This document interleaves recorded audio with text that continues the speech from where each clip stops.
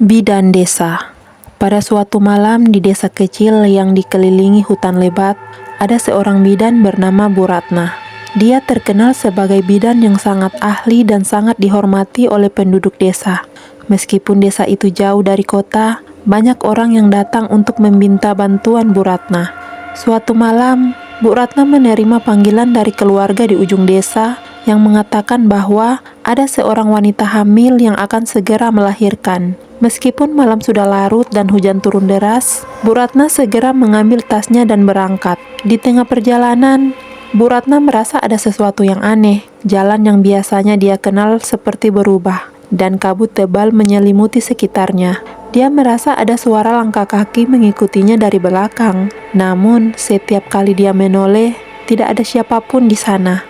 Akhirnya Bu Ratna sampai di rumah keluarga tersebut. Rumah itu tampak tua dan hampir runtuh. Dia mengetuk pintu dan seorang pria tua membukakan pintu. "Masuk, Bu," katanya dengan suara parau. Bu Ratna masuk ke dalam rumah dan melihat wanita hamil yang terbaring di atas kasur tua. Proses persalinan berjalan dengan lancar dan Bu Ratna berhasil membantu melahirkan seorang bayi laki-laki. Namun, saat bayi itu lahir, suasana di dalam rumah terasa semakin dingin dan mencekam. Setelah bayi itu dibersihkan dan dibungkus dengan kain, Bu Ratna menyerahkannya kepada ibu sang bayi. Namun yang membuat Bu Ratna terkejut adalah saat ibu itu menerima bayinya, dia tersenyum dengan cara yang aneh dan berkata, "Terima kasih Bu Ratna, sekarang anak kami bisa bersama kami selamanya." Tiba-tiba suasana rumah menjadi gelap gulita dan Bu Ratna merasakan angin dingin menyelimuti tubuhnya. Dia mendengar suara tangisan bayi yang berubah menjadi suara tawa yang mengerikan.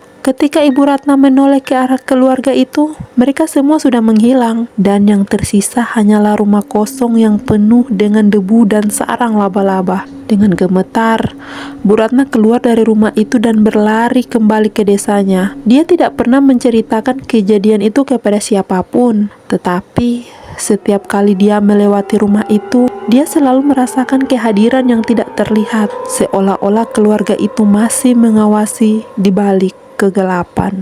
Sejak kejadian malam itu, Bu Ratna merasakan ada sesuatu yang selalu mengikutinya. Dia sering merasa merinding dan mendengar suara-suara aneh di malam hari.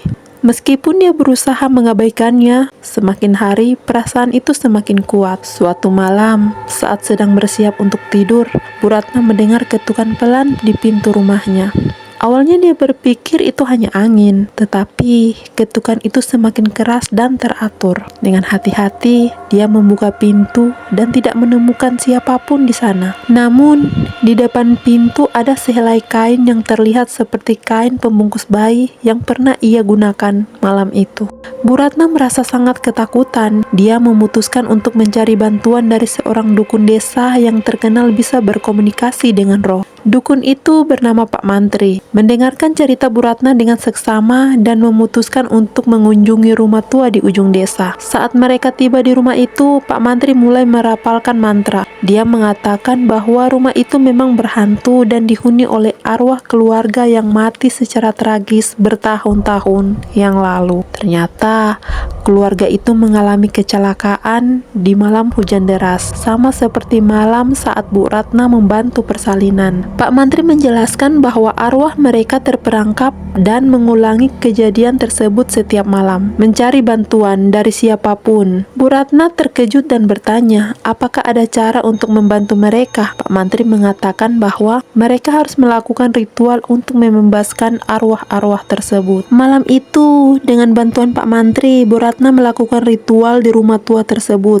Mereka menyalakan lilin, membakar dupa, dan berdoa untuk keselamatan jiwa keluarga itu. Setelah beberapa saat, suasana rumah menjadi tenang dan tidak lagi terasa menakutkan. Setelah ritual itu selesai, Pak Mantri berkata bahwa arwah-arwah tersebut telah menemukan kedamaian dan tidak akan mengganggu lagi. Bu Ratna merasa lega dan berterima kasih kepada Pak Mantri. Sejak saat itu, Bu Ratna tidak lagi diganggu oleh suara-suara aneh dan perasaan mengerikan. Dia kembali menjalani kehidupannya sebagai bidan desa dengan tenang. Namun, setiap kali dia melewati rumah itu, dia selalu ingat malam yang mengubah hidupnya. Dan dia selalu berdoa agar arwah keluarga itu bisa beristirahat.